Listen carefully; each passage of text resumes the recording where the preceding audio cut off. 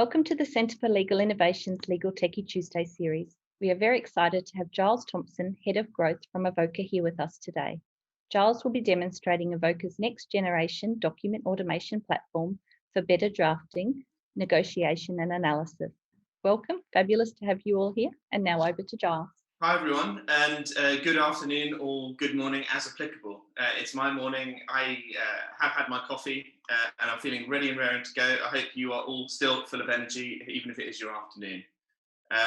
So my name's Giles. I'm representing Avvoka here, which is a document automation scale up, and I work with, as it says on the slide, law firms, in-house legal, and just regular business people to help them draft their documents, negotiate them, use data, and then use that to get to better documents, so improve their standard form documents, and also get deals done faster as well. I also, use my experience as a lawyer at Herbert Smith Freehills and Kirkland & Ellis to help sort of design document automation solutions with and for clients. And I actually also sort of, hope that I can empathise a bit with in-house legal teams and regular business people from my experience at British Petroleum in their in-house legal team, and also sort of working for Pax Labs and Joule, the two startups that are San Francisco based that you may have heard of. Christine has really kindly worked with me to create a poll, and I would love to hear your answers, and it will really set up our demo sort of Techy Tuesday session today really nicely if you give me some great comprehensive answers here. So yeah, over to you, Christine, to display that. So the first one's an easy one. Do you use document automation as much as you think you should? All right, so we've got some people who confess that they don't use it, but that they might be open to change. So that's really positive. And then I think the next question hopefully be really revelatory as well. Yes, I mean the background to this question around if you don't use document automation as much as you should, why not? I'm really keen to understand some of these, because a lot of the time we have sort of conversations with people who aren't using it. And actually, I have my perspective as a former lawyer. I mean, some of the reasons I have were definitely the business model. There was a sort of a bit of a lack of imagination around reshaping that for document automation, but also stuff like IT security. And I mean, the main one was we were already exceptionally busy as it was. But yeah, it'd be interesting to hear your perspectives too. Oh, this is really interesting, actually. Yeah, another one that I see now in my job is people's poor prior experience. They've gone to all the effort of marking up a document, figuring out how to get it automated, and then it hasn't worked out, which is super disappointing where there's already those finite resources. Okay, and actually there's a couple of the ones in here which like things like no resources, which I'm hopefully going to come on to now, and hopefully I can debunk a bit of that, because some of the technology has maybe come on a little bit since you had that maybe poor prior experience or that situation where you didn't have the right coding expertise or budget or whatever else. But anyway, thank you everyone for participating in that. That's really, really helpful. I'm going to definitely study that, and I'm going to move on now. But hopefully it'll make sense why I've asked those questions in a second. Okay, so about us, Avvoka. Well, we're a contract automation, negotiation, and analytics tool. We're founded by my colleagues Elliot and David in 2016, and they're both former city lawyers as well. And we have offices in London and Singapore, and actually that's now includes the Czech Republic as well. And we have a number of sort of Australian clients and people that we work with within your region. In fact, we're just in the Allen's law firm legal incubator, which was a really great experience, and we're just sort of coming out the back of that now. So we're hoping to very much establish a bigger presence in APAC than we already have at the moment. We're used by law firms, in-house legal teams, and business teams, which will come as no surprise given what I said before. And here are just some of our major clients as well. What does Avvoka actually do? Well, it basically helps you as lawyers in in-house or private practice, or indeed regular business people, with anything to do with your documents or your contracts. So the first stage of that is basically taking your standard form document, designating the parts of that you want to be custom or bespoke, Let's talk about an NDA or something. You're talking about the parties' names, but you're also talking, maybe you've got 4 different types of confidentiality clause that you want to pick between. So you're picking those different areas of the document and highlighting them and saying, I want them to be automated. I want them to be different every time we do a new draft. And the key thing as well is that's on your documents. It's not somebody else's. You can make it entirely bespoke and to fit your documents. Now, the next stage there is when you've done that exercise in our platform of designating those areas, you then get an automatic questionnaire which generates. And then you answer that, you or the end user. So maybe if you're an in-house lawyer, maybe you support the procurement team, the sort of procurement leads, they would go into our platform, answer a questionnaire which you've set up, and then they would be able to access their NDA or access their services agreement by answering that questionnaire, and it would fully draft that questionnaire for them based on the answers they give to the questionnaire. And obviously that's a much quicker, much more seamless process. So that is the element of document automation that I think a lot of you will already be familiar with. But as you can see from the slide, we take it a lot further. So we allow people to collaborate internally on documents, whether on an ad hoc basis or on an automated basis. So let's take our sort of services agreement analogy. You may need people from data protection to help you on that. You may also need some, anti-bribery and anti-money laundering colleague input.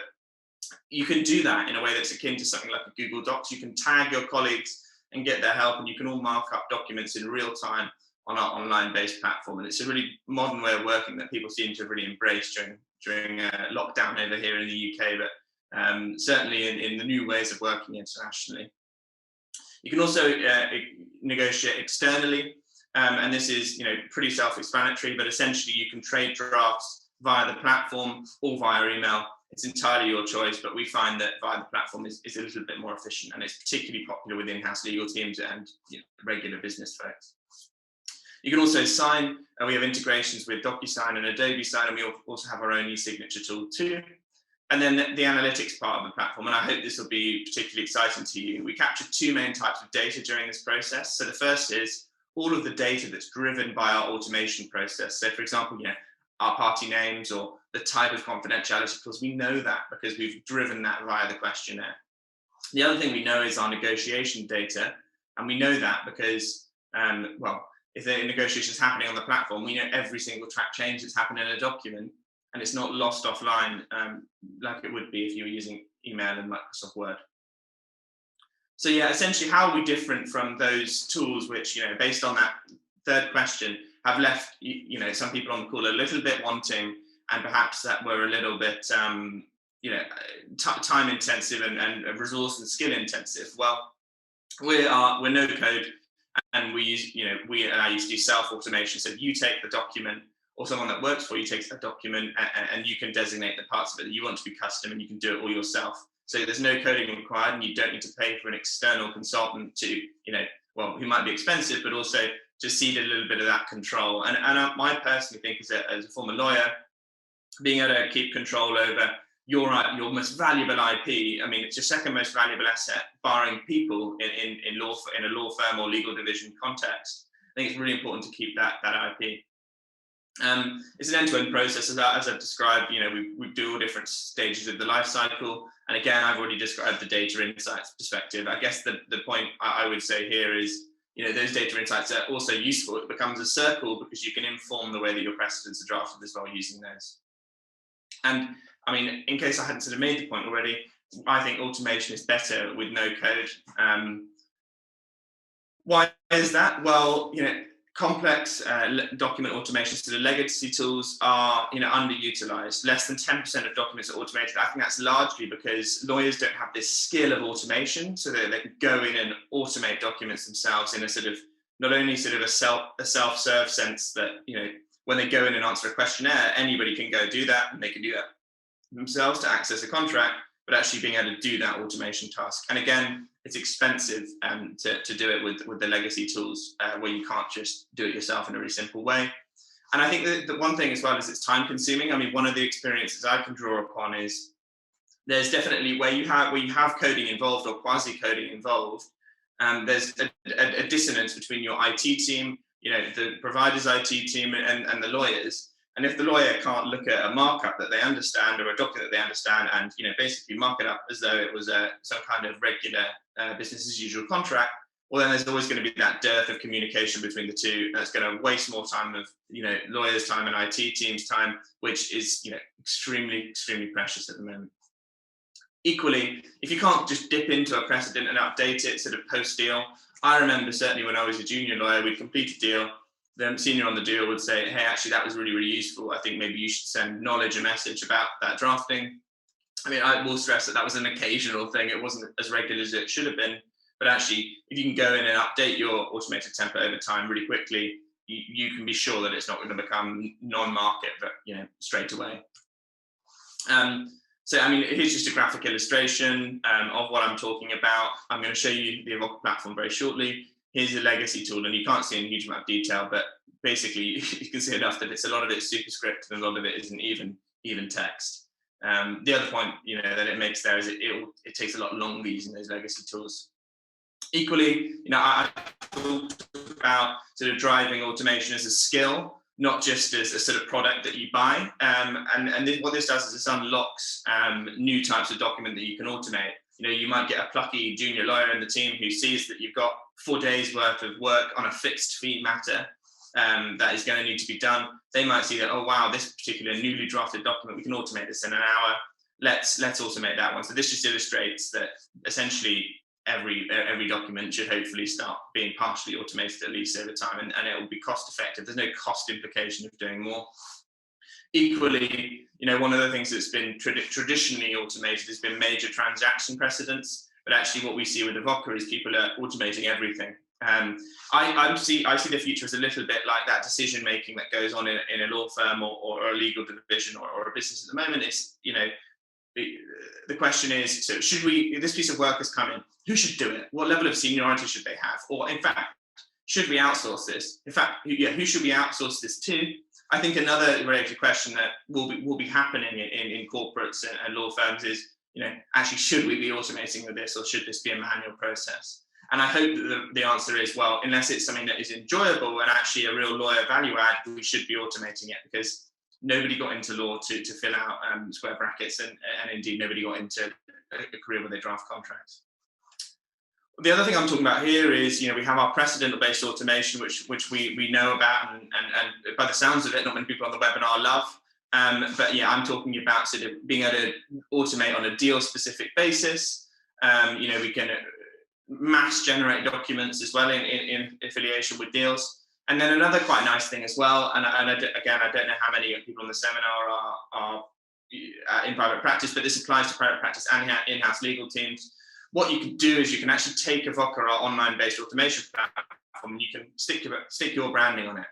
And if you're a law firm, you can do that for clients. So take their precedents, automate them, and then deliver them back to them as a service. Or if you're an in-house legal team, or indeed a stakeholder in a corporate firm, you could ask for a stakeholder portal to be created. So, for example, the procurement team can access all their contracts, self-serve, and then perhaps we figure out a way to integrate the legal team's advice on those business as usual contracts as part of that access.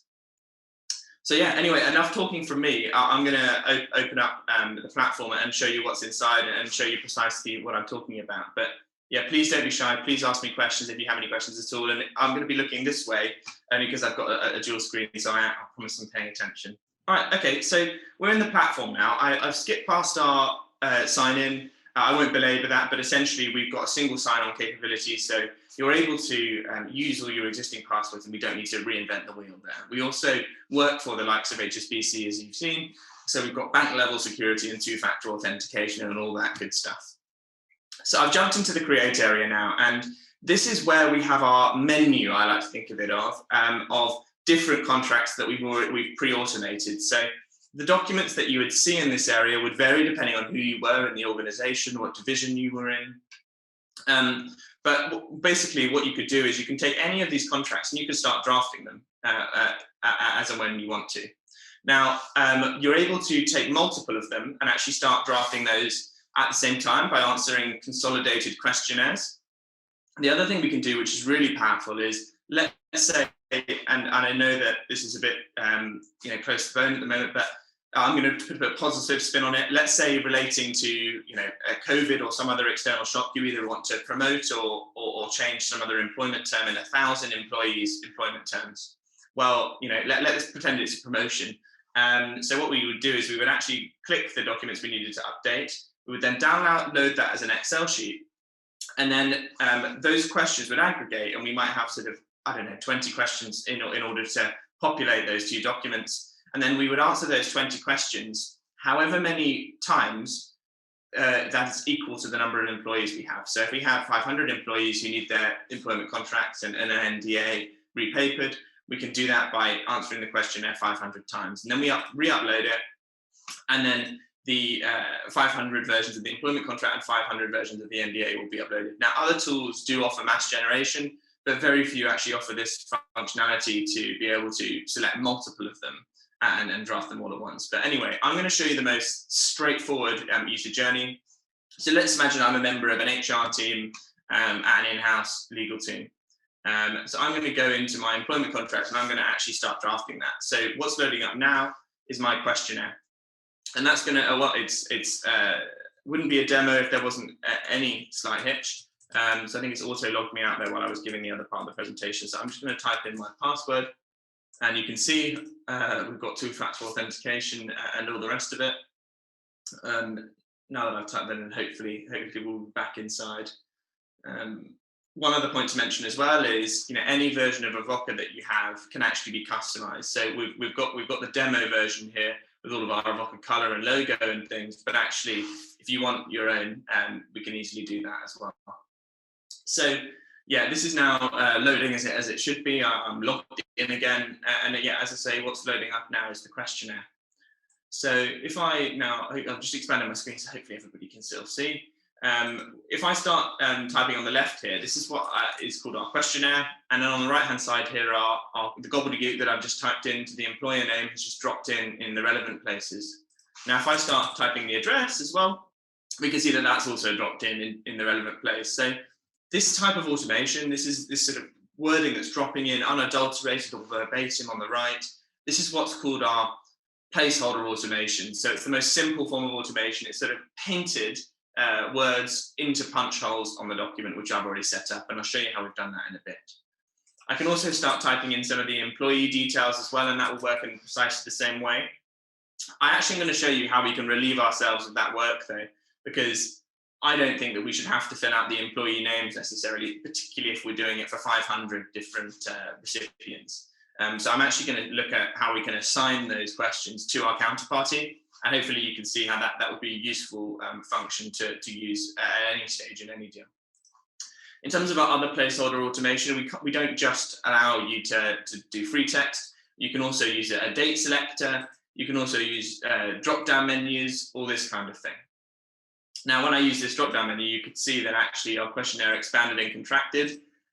This is another, that we've set this up previously.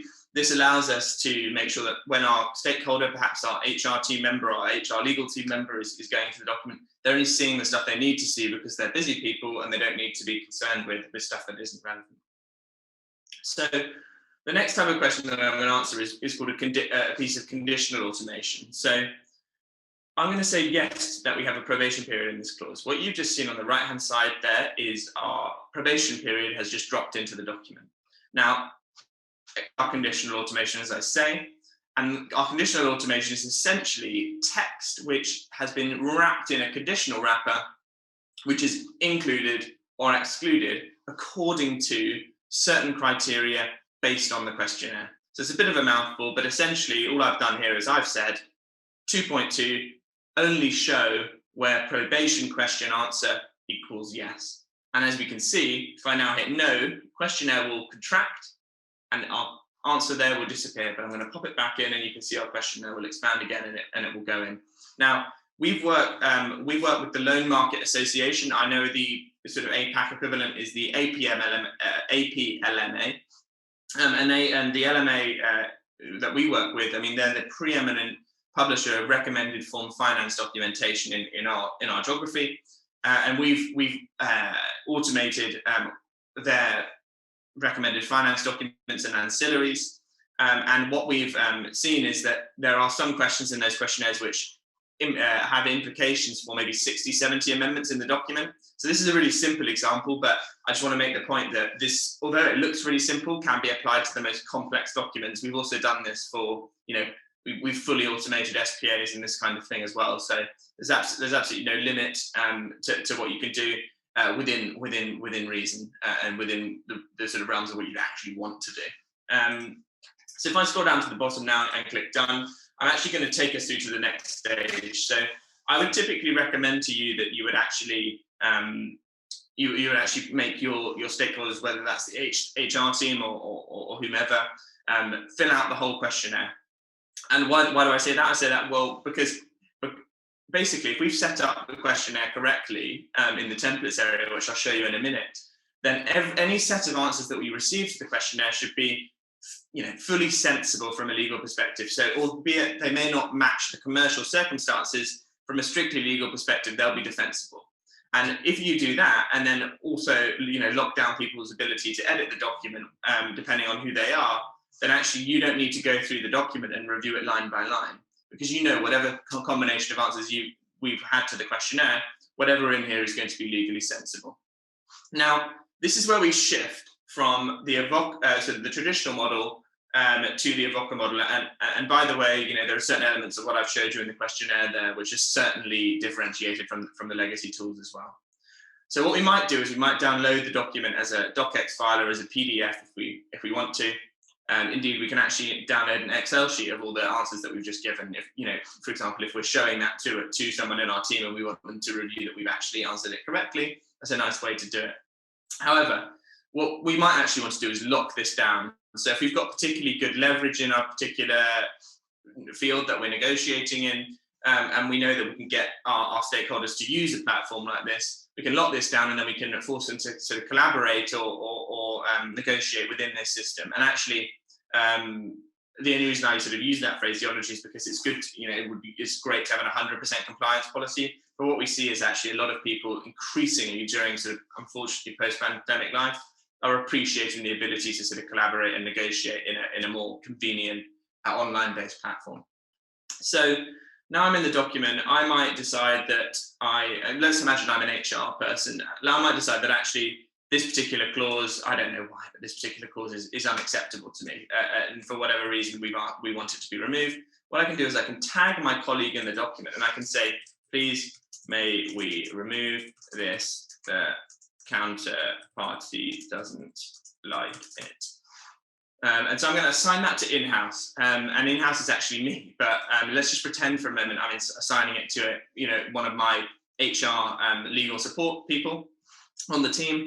And then what they'll receive when I tag them in the document like that is an email with the browser link and with whatever commentary I've left them. And hopefully this is polite enough. When they receive the email, they'll come into the document and they'll see what I've requested. Now, that lawyer doesn't need to look through the whole document. As I say, if we lock down the questionnaire and we lock down their edit rights of the HR team, we know they haven't changed anything. And then the lawyer can come in, they can respond to my question, they can mark my comment as done. Indeed, they can actually say no. They can say, no, we don't want you to be able to do that. And all the while, all of our discussions here are internalized only. So if I want to make it external, I need to click OK. So all of our sort of internal strategic discussions and machinations are all happening privately. Now, this also has applications for the sort of private practice world, in my view. So even where you aren't sending the turn of the document via the platform, actually, for example, when we've seen people working on loan agreements and that kind of thing, we've actually seen people be added to documents automatically where, for instance, the assets being secured under a debenture or something have been real estate or goodwill, intellectual property. We've seen the real estate teams added and the IP teams added in order to provide their input and to collaborate in this way. And equally, we've seen sort of different associates working together on this sort of the time between this sort of first draft and the actual first turn, which is a little bit more bespoke in some circumstances. We've seen a lot of collaboration at this phase. But anyway, getting back to our example, I'm this lawyer, I'm coming in. Let's say I delete part of the clause for them and I agree to that. What I've done is able to be tracked in track changes. It tells everybody that it's me that's done it and what time I've done it and what I've done. We've also got an activity log here, which shows sort of, when I've logged into the document, the fact it was me and what I did when I was in here. Now, let's just imagine for a second here that I've just received some instructions from somebody else on the deal or whatever, and we actually now know that the deal has changed fundamentally. So this is probably it's definitely a realistic example for a corporate side, but actually on a private practice side, I can't count the amount of times that the commercials of a deal fundamentally change. So other tools would make you start again. So they'd make you re-automate your document, fill in all of your details all over again, and actually abandon this document. So you'd have an incomplete document that was, maybe the other side's even been added to as a party, but you'd need to just abandon it. What we can do is we can actually allow you to go back to the questionnaire. So we can retain all of our bespoke amendments, and let's imagine they're a bit more thoughtful than the ones that I've actually made, and we care about them. And what we can do is we can actually change our answer to the bits which are driven by the questionnaire. So if I say no, we don't actually want the probation period now, and I click done. When we go through to this next menu, what we're going to see is the probation period clause will have been deleted, but all of our bespoke amendments have stayed in. Now, that's a really, really light touch amendment. But actually, if you can imagine, we're doing a loan agreement and we're changing the interest rate from fixed to floating, or indeed we're changing something that's sort of bilateral to syndicated, you can see how that's probably 2-3 hours work. And that may be sort of texted through to you by the client on a Friday night. This is a much more accurate and a much quicker way to make the changes, and there's just less margin for error this way. And I guess one other application of this, and I think this is potentially more relevant to the in-house legal teams and the business teams, is one beauty of this ability to go back to revisit the questionnaire. And by the way, you can do this at any point, either at the beginning or during a negotiation, is that actually you can have different options for clauses in your menu in the contract. So your questionnaire might read, I have, a really my side favorable confidentiality clause. I have a neutral one, and then I have one that's sort of counterparty favorable, and then I have one that's totally a last ditch option. And what we can do is, by allowing people to go back to the questionnaire, is the lawyer in the team could set up the contract so that there are those 4 options available. They could put in some drafting notes saying, always choose, the us favorable confidentiality clause to start with. But if you get markup on the document, instead of, asking a lawyer to come in to manually mark it up and, hold your hand through that process, and, that's no fun for anybody. Actually, you can go to the questionnaire and you can re-answer the questionnaire and select that playbooked automatic fallback, as it were. And we've seen a lot of our clients do this kind of thing. So the last bit, which I'm going to cover on this page, other than sort of saying that we can run comparisons within the platform as well, and also sort of telling you a little bit about how the negotiation works, is I'm going to show you how we can add users to the document. So how do we negotiate within the platform? Well, what we do is we click send document. We get locked out of the document in a way that's sort of similar to checking a document into a document management system. We can't touch it or see what's happening. We get prompted to add the counterparty, and I'll show you how we do that in a minute. And then they mark up the document in peace, and then they send the document back to us after they've sort of opened it and edited it from their email invite. And we see a marked up version of what we've sent them versus sort of what they've changed.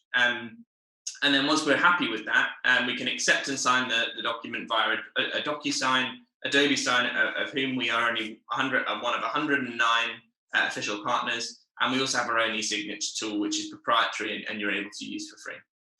So that's sort of the end of that part of the process. I'm just going to show you how we would add a user to our side of the table or to the other side of the table on an ad hoc basis.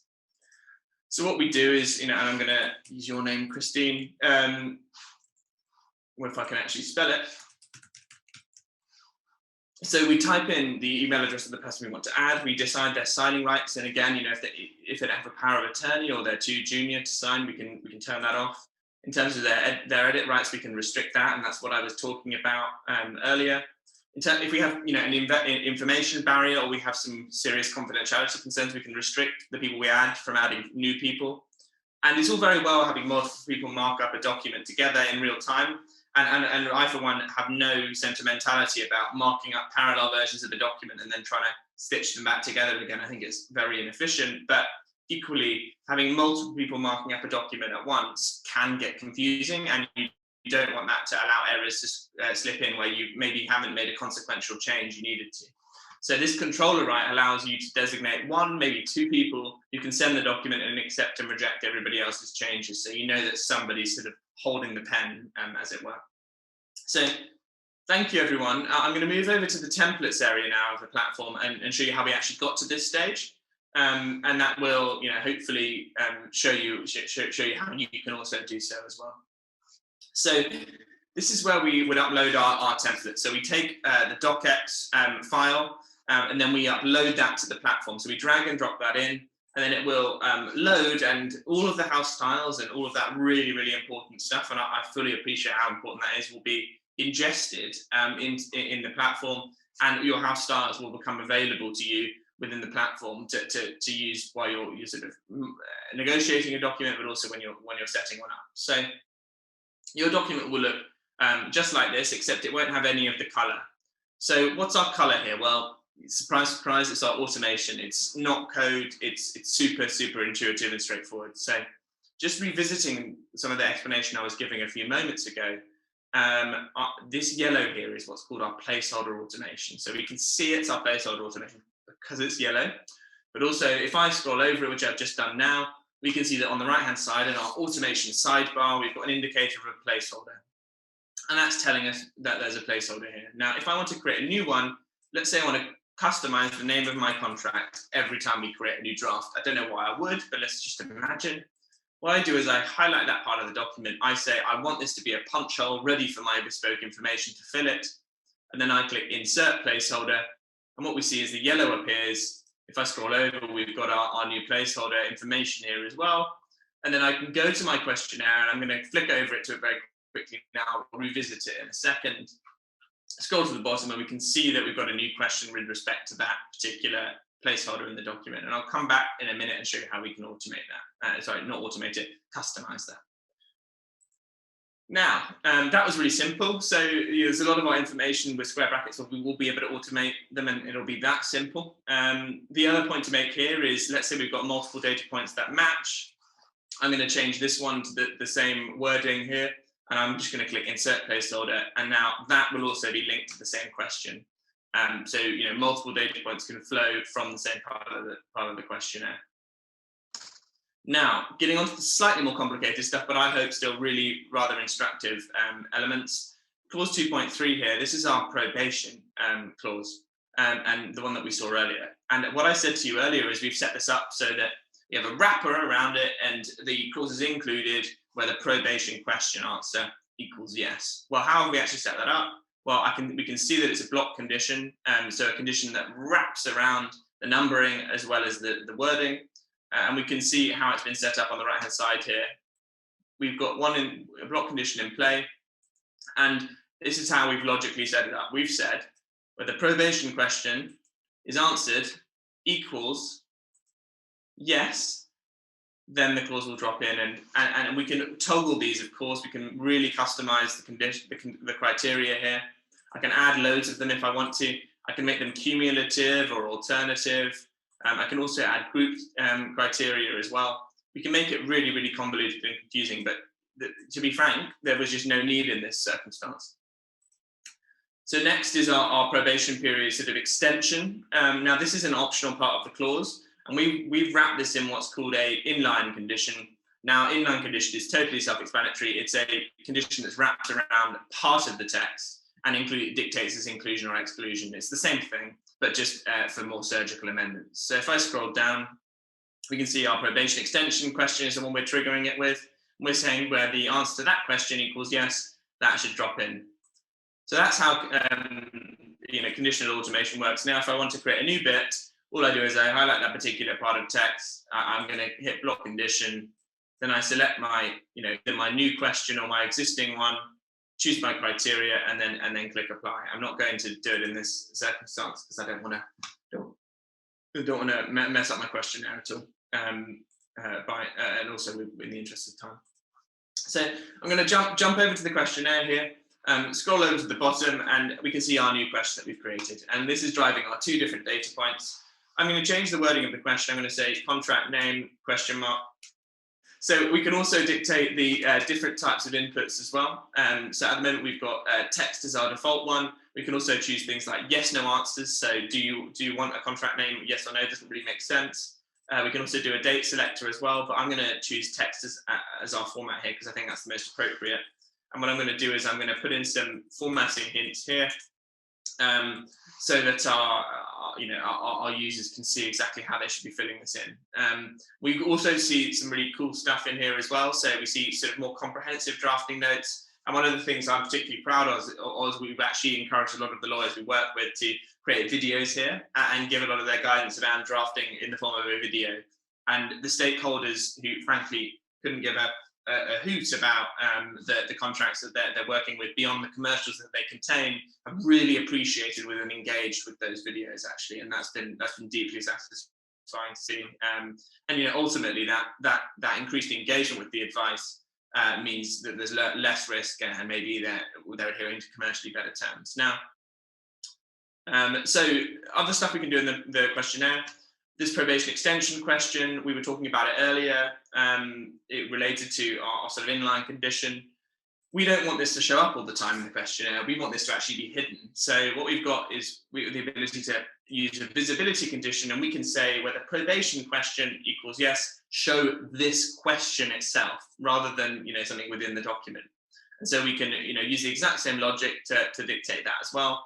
And when you have a really long document with loads of different options, this is really powerful. And by the way, one of the things that we encourage clients to do is to actually consolidate their templates. So we're seeing an employment contract here. I would suggest sort of integrating all the freelance contracts, all the senior and junior employment contracts, all into one centralized template, so that when your stakeholder goes in, they're accessing one menu item for employment contract, and their answers are dictating which version ends up getting created. But actually, one of the key elements to providing for that is these visibility conditions, because you don't want all these questions about a senior employee sort of bonus incentive scheme if you're dealing with a freelancer, for example. In terms of other elements of what we can do here, I mentioned earlier that we might not frankly have the bandwidth to answer the questions for the employee in terms of their name and address. We can actually assign those questions to our counterparty. So I'm going to just click those questions and click employee. And this is, by the way, this is something that's very unusual in the market. So what we're able to do is we're able to sort of tear off a little mini questionnaire for an employee to answer when they get added to the document. So that's what's happened here. So that's really the core of the platform in terms of the automation and also setting up the questionnaire and getting stuff ready for us to leverage that create area. I'm going to show you a few other bits which I think could be really useful. I'm just going to flash through the operations area. This is where, for the sort of more expert automators, and by the way, again, this is no coding, you can do stuff like take an answer within the questionnaire and divide it by 10 or multiply it by 5 or whatever. Why would you want to do that? Well, let's say it's a real estate lease or something, and you know that the deposit associated with that lease is always going to be 10%. Well, you don't want to answer that, so ask that question of the user every time, because, well, it's prone to error, but it's also a waste of their time if we know that that's a sort of, I suppose, algorithm that we can run. And so what we can do is we can select a question in the questionnaire and then automatically divide it by 10 and insert that into the questionnaire, insert that into the document automatically. Other stuff like, we can convert an entry that's been made as a number into words somewhere else in the agreement. Same thing with expressions of dates and all this lovely stuff which us lawyers do manually at the moment. But I have a bit of sentimentality about it, but I don't necessarily want to be doing it in the middle of the night. So this area I think is going to be the most interesting, and I think it seriously sort of marks us up out against the competition. So this is the workflow area. So a workflow is a really sort of jargonistic way of saying we have a trigger which causes an action. So we have two different main types of trigger within the platform. So those that relate to the answers are sort of end user or stakeholder goes into and gives in the questionnaire, and also the stage that a particular document draft is at. So I'm going to tell you why you should care about this. So our questionnaire trigger, one might be, for example, the amount of our particular employment contract, so the salary. Let's say that is greater than or equal to, let's go for 100 grand. This may indicate that we've got a particularly risky or material contract, and we may want an action to be invoked to create a participant or an approver of that document. So I just clicked that I want it to be an approver. And what we can do is we can lock down sending of the document, block download, and block e-signature until this particular approver has been added to the document. So I know from my time at BP that there are a lot of these kinds of processes in place in terms of which contracts we can review, because for a lot of these larger organizations, you can't review them all. And this is a great way of sort of baking that into the process. I also think from a private practice perspective, let's say you have a particular entity that a particular partner in the team always likes working with. Well, what you might want to do is say, where the particular employer we're talking about is client name, then add the approver to the document. So, that is a way that partners can actually make sure that they're seeing every single deal that's happening with the clients that they value so much. So another sort of type of question that might be useful is, let's say that the bonus participation question is answered yes. That may well indicate to us that actually we need to create a related document, so an enrollment letter into that particular bonus scheme. And so what we can do is we can invoke the creation of a related document, and we can select a template for that related document, so one of the ones that's available in the create area.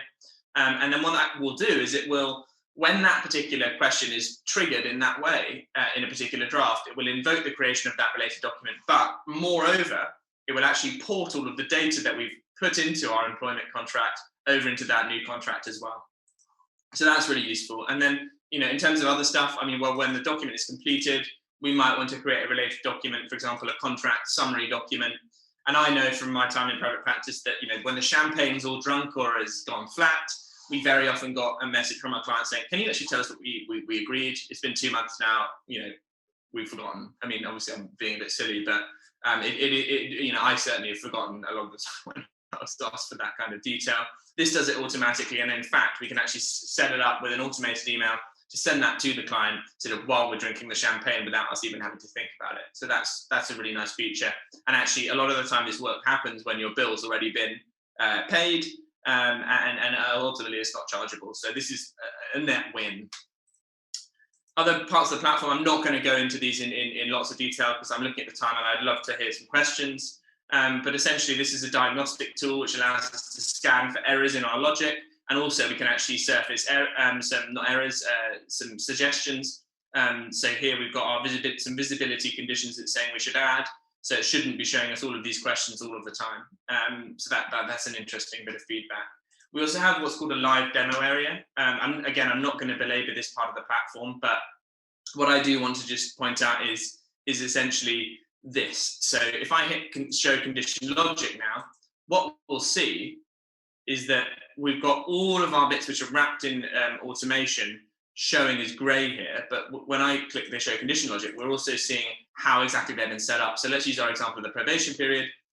As a lawyer reviewing this with somebody, we can see that the logic here is very simple. Where the probation question answer equals yes, this whole wrapper here, which is grayed out, will drop in. And I can actually test the different permutations and I can say yes, and then it will go green. So to me, downloading this document here as a PDF or a docx and sharing this with a lawyer on our team, or indeed our stakeholder or even the IT team, just means that there's no confusion between everybody speaking the same language, not code, because a lot gets lost in translation there, as I've said. So I'm going to move over to the analytics area now, and we're nearly done with the demo. So yeah, please start thinking of some lovely questions, or some not so lovely ones. Sometimes they're the best. And so I've gone into the analytics area here, and what I'm going to do is I'm going to show you how we're tracking and how we can surface data that relates to our information driven through questionnaire answers. So our sort of key legal and commercial variables that sit within either placeholders or conditions. And what I've just surfaced here is I've said, I've got a sample of all of my templates on the system, and I want to see every single draft created from those templates, which is a payment term that equals option A advance. And we're now seeing that there are 127 of those. We can click into any of them. We can also download them as an Excel sheet. This is powerful because we can also say, we want to see all of the payment terms, which are option A and option B as well. Or we can see every payment term that is not either of those. So every single payment term that we've agreed to, which is non-standard, we can click into and analyze those as well. This is a great way of us having out of the box due diligence, and it's better than machine learning. Now that's quite a big claim, but I'm going to just qualify it, and I'm going to say that it is better because it's 100% accurate. We know exactly whether our standard term is included or not. We don't have to rely on sort of 80, 90% accuracy for machine learning. We can give this information to somebody, for example, looking to purchase our company or whatever it is, with 100% accuracy, which I think is really, really powerful. And you can't sort of, at the moment, with the way machine learning is, you can't sort of create that level of certainty post hoc. The only way to do it is to track your commercial data within your contracts as you go through in this part of the process.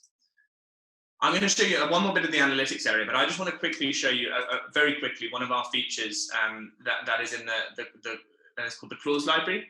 And the reason I'm showing you this now is essentially this is where we might go after we've run some analytics in our analytics area, and we might actually want to mark up some of our standard clauses in accordance with what we're seeing in our negotiations. So as markets changing, we want to be agile and we want to reflect that.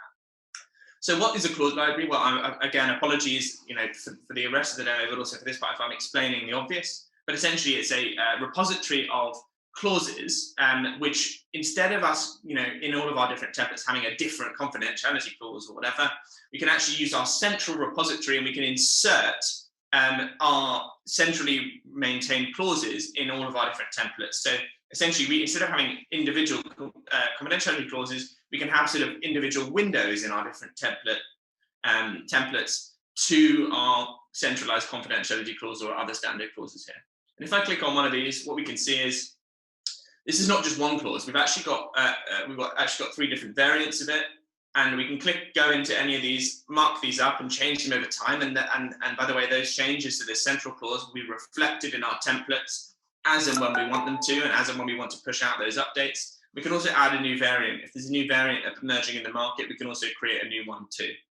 So this is really powerful for as the market changes, but also I think this is also a really powerful function as well, where we've got loads of different jurisdictions as well that we're working with. So what we often see is, a lot of our standard boilerplate will be available in loads of different languages, and that can include Arabic or simplified or traditional Chinese and all that kind of thing, and we can manage those via this area. So, as we go into update a confidentiality clause, we can do that in several languages all at the same time, and we can make sure that our one simple template at the beginning of the process is fit for everybody around the world, which I think is really fun. So the last thing I want to show you before I open up to questions is I'm going to share with you what's called our clause heat map area. Now, if I can only figure out how to share that part of my screen, hopefully this will be really interesting to you. So what I've shown you here is our contract of employment that we were just working in. But what I'm showing you here is not an actual draft. It is a graphic representation of every single draft and the trends from every single draft, which has ever been drafted from this particular template. So essentially, all this is showing us is which parts of those templates are manually marked up. So essentially, which of them have bespoke amendments which aren't sort of one of our standard option clause options. So we can see, in our parties block here, there's 0% of the time. So in 0% of drafts is this manually marked up. And actually, we know that the employer name and the employer address is different every time, but it's not showing up as any percentage because actually it's automated. So it's never manually marked up, it's standard. And it's all driven by the question. Now, if I hover over this clause here, we can see that that's marked up 4% of the time. We can also see that group here is marked up 9% of the time. And slightly more concerningly, this definition here is marked up 47% of the time in 47% of drafts. And if I now scroll down to 2.4 B and C, we can see these are marked up 85% of the time, which is a real cause for concern. Now, this is obviously run over dummy data, but we've run this over a number of live clients' data for things like franchise agreements, partnership agreements. And what we've seen really surprisingly is that actually most of the manual markup here has not been to things like liability clauses or the bits of the agreements which we thought would be really material. Of course, there's been some, but actually what we've seen is, and over time, people have been able to figure out what their standard clauses should be. and they've been making sure they've been adhering to at least one version of those every time. It just cutting down review time and risk and uncertainty. What we've seen a lot of markup, though, is of parts of agreements which are unclear or actually have errors in, and there's no other way to sort of sweeten it. It's just a mistake. And so this is a really powerful function for sort of in-house teams to be able to sort of upgrade their precedents, figure out what's market, and actually figure out how they can design from a legal perspective their agreements in a more clear way, and that will, you know, get deals done faster.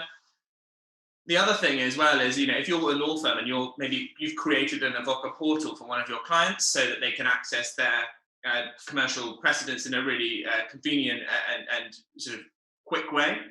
This sort of information, you can go to your client and you can say, look, we see a number of areas where perhaps your clients just aren't getting the wording, or indeed actually, you know, you're deviating from standard wording in these places. We alone have this data around, you know, what is market for you in your particular market, and we think that we're best advised to be able to change this, not in a sort of removed way. You know, we know the best when it comes to sort of how legal contracts should be drafted, but actually we know what's best for your individual business with real commercial awareness and actually commercial insights that we've been able to derive through this fantastic product we've given you. So that's hopefully you know, something that's new for you, and this is something I'm really, really proud of, and would happily take questions on it. But anyway, I'm going to stop sharing my screen, and I'm going to open for questions. Thanks, Giles. That was really informative presentation. If anyone has any questions about the Avvoka platform, please pop them in the Q&A bubble below, and Giles can address them while he's here with us. It was really interesting to see how the Avvoka platform allows people to automate first drafts, collaborate on documents in real time, embed contract drafting with automatic legal safeguards, and run detailed live contract suite analyses. A huge thank you to all of you who have attended today. As you know, the Centre for Legal Innovation is very much focused on these types of webinars, this type of information sharing, collaboration, and experience exchange. We are all about practical solutions. There will be many more webinars coming up in the Legal Techy Tuesday series, so don't forget to follow us on LinkedIn, Twitter, or Facebook for announcements. We look forward to welcoming you back to one of our events, and thank you again very much for joining us today. Thank you, Giles. That was great. Thank you for having me.